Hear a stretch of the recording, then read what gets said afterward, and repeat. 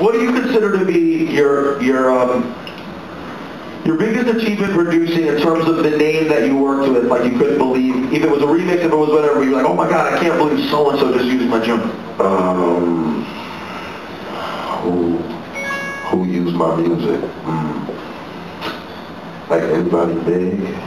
I mean, several. I can just remember things that I did that I thought were big, like a Madonna remix I did. Mick Jagger called me, I spoke to him on the phone. Well, the Madonna shit was official, wasn't it? Wasn't the Madonna shit done? Yeah, I was doing it. I was remixing one of the joints. And did it ever actually get released? Nah. And what was up with the Mick Jagger? It was just a song he wanted me to remix on one of the Rolling Stone joints. What the fuck was that? You know Mick Jagger?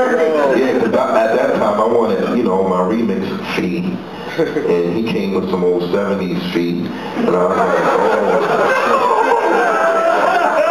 I was like, this is a new day, brother. It didn't work out. I'm sorry for that. Are you regretful that you are? Yeah, of course. Was there other shit that were there were some things that slipped through the cracks, that I couldn't get my hands on, but So what would you say now? Because I always talk to producers about this, about situations that come up where maybe the money isn't right, but the artist is, you know what I mean? Like, so you end up looking back like, for that one I should have fucking sucked up the money and just made a joint. Yeah, but I was young at that time. I was just like, I ain't care about that shit. But then you have to pay attention to the business because it can really, if you don't know your shit, you know what I'm saying, basically, swallow you. Game is real, man. You gotta really know what you're talking about, know what's what. You were like, Mick, you ever heard this? You ever heard I get physical? Shut the fuck up. Stop it. Word. So you also collabed with a lot of people who you knew well. You collabed with Large Professor. You guys did a crazy record together called the High School High soundtrack. Your soundtrack game is, I feel like you step up, like you do something else for the soundtrack. Between you had, does anyone remember the Trifecta Summer of Pete Rock soundtrack? Yes, sir. I'll give a t-shirt for that. Someone knows all three movies. Hand raised. Anyone knows all three movies? Just give me three. I'll give you the, fine, I'll get the t-shirt myself. I deserve one.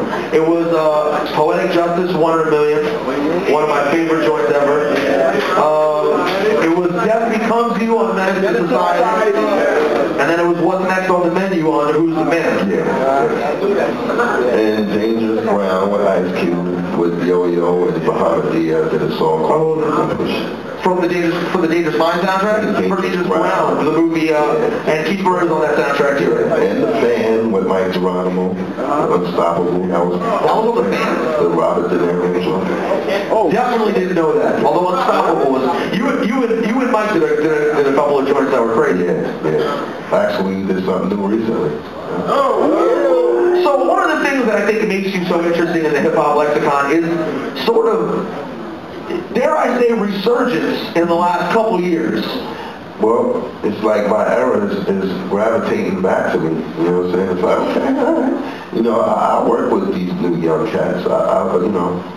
They show, some of them show respect, and they like J Mills, you know what I'm saying? Kanye, all people like that. So what's up with this Kanye thing? Everyone, when the word hit the internet that Pete Rock went to Hawaii.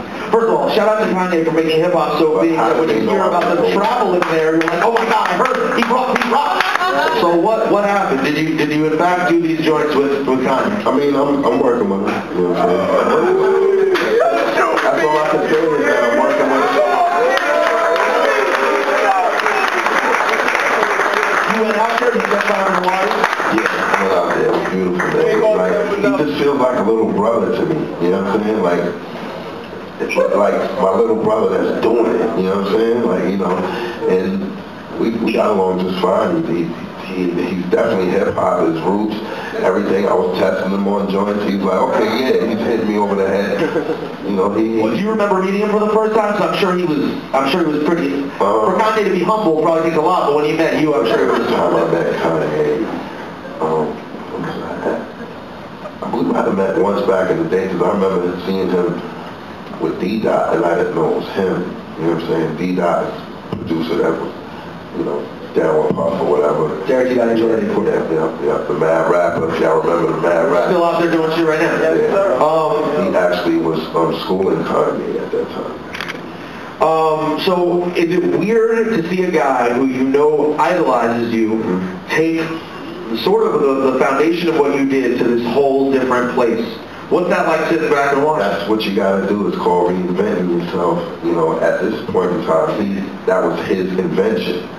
But, you know, it's not so easy to reinvent yourself and do different shit. But, you know, when you have a strong love for, like, underground hip-hop or, you know, just, like, beats and grimy shit, you know what I mean? But he takes it to another level, which is dope. We had these, you know, musicians, and we did this song, and they played around my little raggedy beat. And they played it big? Yeah, made it real. Did you hear him rhyme on any shit yet or no? Yep. Wow.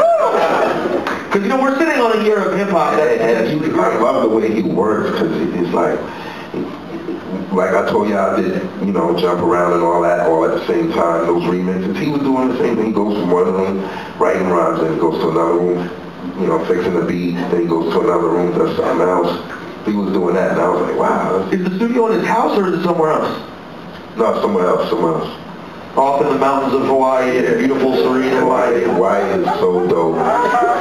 It's just so dope, man. I guess it's also got to be pretty nice that this dude who's obviously done so tremendously well in a way that we couldn't have ever imagined back in the day, the kind of respect it shows that he brings you out. I love what he's done. You know what I mean? Like, I always thought he was clever. I used to, you know, bug out about the ego thing, but then once you get to know him, you're like, oh, okay, this is a sweetheart. and a real hip-hop dude, what I was going to say was, it is pretty cool that it kind of shows a lot of respect and homage to bring you out. I'm sure treat you like a fucking gentleman. Yeah. And you know what I mean? We got along just fine. All right, well, that is something exciting to think about. We love, there's an Eminem record dropping this year that I'm excited about too.